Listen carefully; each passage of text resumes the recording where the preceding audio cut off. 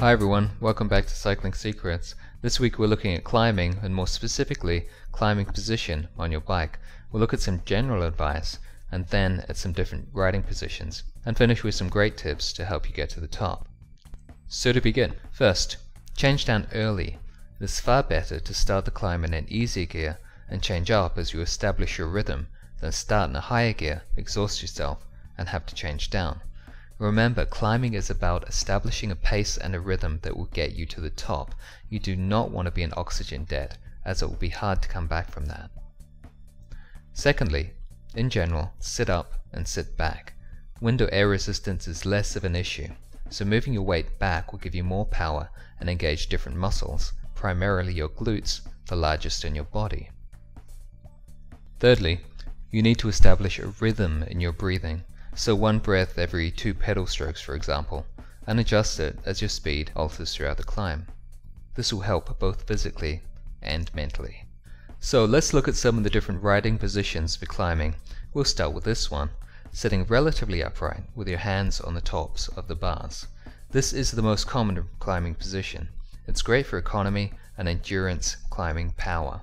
Good for economy, but not good for attacking, acceleration, or responding to surges in a group. However, if you just need to grind to the top, you should start here. At a 45-degree angle, you'll be engaging your glutes. Sitting more upright will engage your thighs. Sitting back will further engage your gluteals, and sitting forward, the quadriceps. When climbing, you'll want to move your position throughout the climb so that you distribute the work across the various muscle groups, ensuring none get totally fatigued. Sitting with the hands on the hoods will give you the ability to respond to the changes in speed more quickly when riding in a group, while maintaining a relatively good economy. Your ability to respond from this position is improved, as you'll be able to move to an effective standing position more quickly and easily. Sitting with the hands in the drops is the least common position for climbing, as it is less powerful due to the closed hip angles, meaning a compromised mechanical advantage for the riding muscles. This position is most commonly used on flat terrain or descents, as it is the most aerodynamic. However, on a climb where air resistance is less of an issue, it's simply not efficient. You may climb like this if you were specifically wanting to strengthen and train for riding in this position and really like suffering. Now let's look at standing. Standing when climbing will provide more power, but has a payoff of using more energy, especially if you're a heavier rider, as you'll be using energy to support your body weight rather than having the bike support it. Be aware that standing will use around 12% more oxygen and usually bring your heart rate up by around 8%. You may swap to a standing position if you hit a pinch in the climb, need more power or acceleration, or to bring emphasis to different muscles so as to avoid fatigue.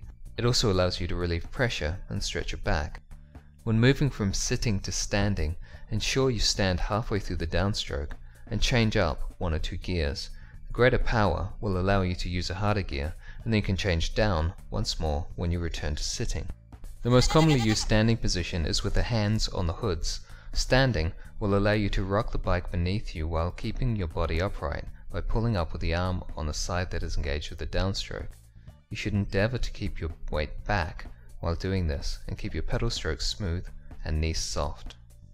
Standing with your hands in the drops is less common and can feel unstable.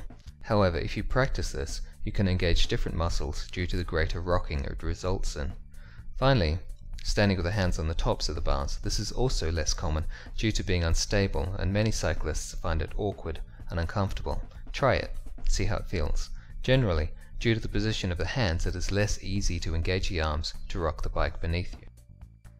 And so finally, some tips to get you to the top. Remember to keep your elbows relaxed and your back flat. As you tire, you may tense up, using unnecessary energy.